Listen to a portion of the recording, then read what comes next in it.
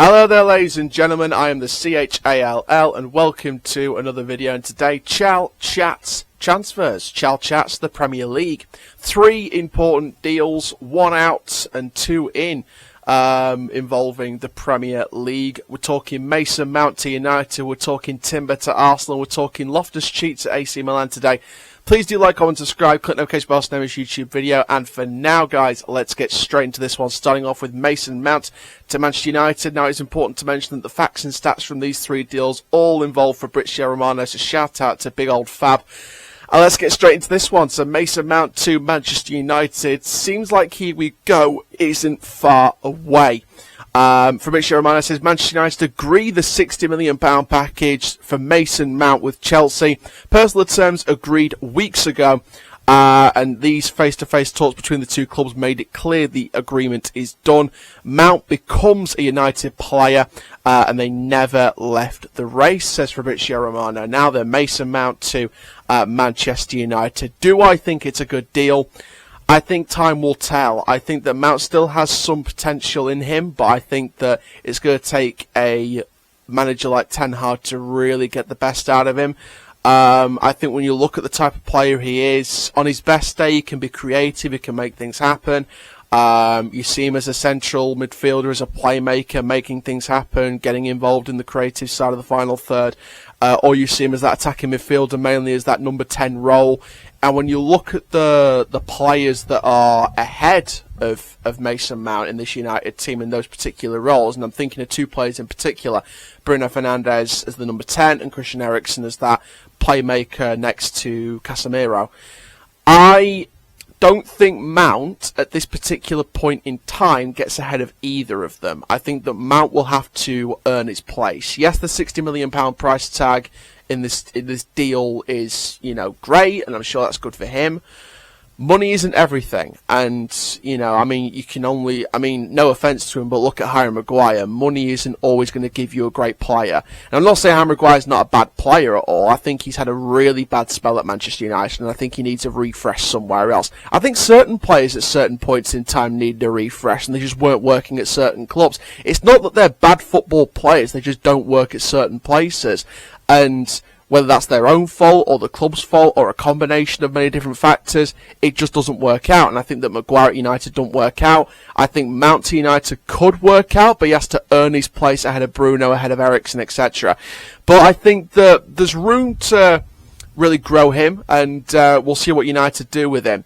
Next up then, Jurrien Timber to Arsenal. Now this one seems like it's in the final stages, according to Fabrizio Romano.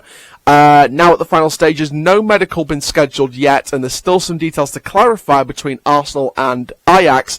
Looks like a matter of time though, and Mikel Arteta will have one more top signing, and you know who that's going to be. It's going to be West Ham's defensive midfielder Declan Rice. This seems like a good opportunity to review the 3 signings that are in or set to come into the Emirates Stadium ready for the Premier League start this August.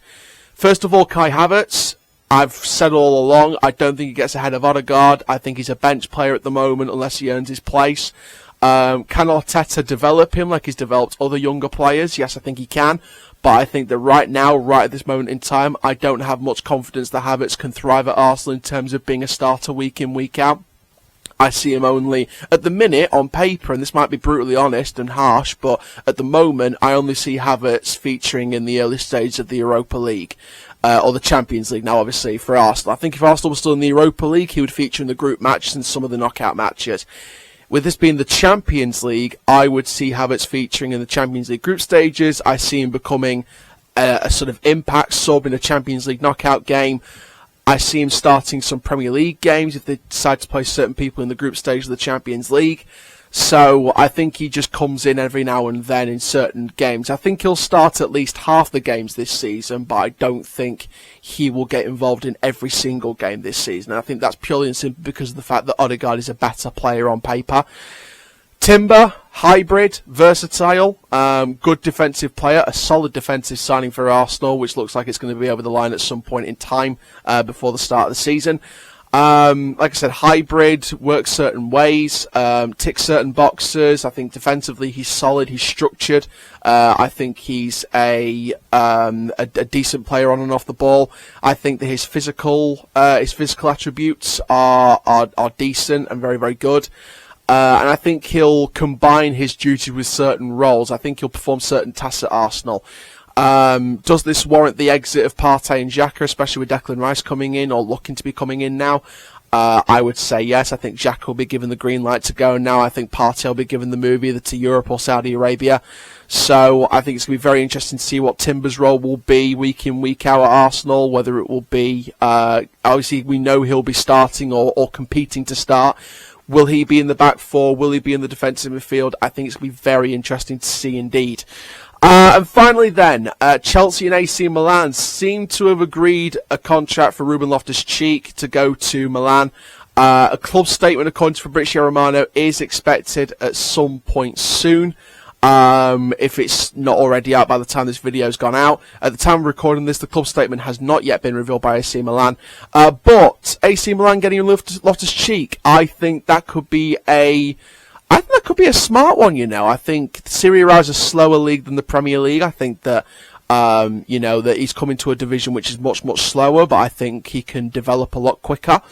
He's leaving his club Chelsea, he's leaving his home, and he's going to Milan. I think that's a good move for him to really develop and really get involved in a physical, tough league. With some tough teams in there. Napoli winning the league this past season just gone. Juventus and their quality of players, and the likes of Roma as well, and Internazionale, who were in the Champions League final this year. I think there's some quality players in that division, you know, and I think that Loftus-Cheek's definitely going to be having some tough competition in that division this year. But if anyone can try and accomplish something in Serie A, it is Loftus-Cheek, and I think he deserves a chance over in Italy. But great move all around, I think, for Chelsea's sake. I mean, Fabrizio Romano also said in the Loftus-Cheek post that one more outing is expected at Chelsea this week, so I would expect that to be Mason Mount at Manchester United. I'd expect that to be announced at some point this week. But you never know, it could be someone else. We're not going to confirm or deny that at this stage, but in my prediction, I think it will be Mason Mount, unless they don't include that in the sentence. But unless that's already a done deal and they don't include that, and it's another outing that's on the verge of happening, I don't know. But my prediction would be Mason Mount would be the only other outing this week from Chelsea. Well, this particular week from Chelsea anyway, to Manchester United. But there we go. So thank you very much, guys, for watching this video. Make sure you do like, comment, subscribe. And for now, I'm the CHALL. Ta-ra for now.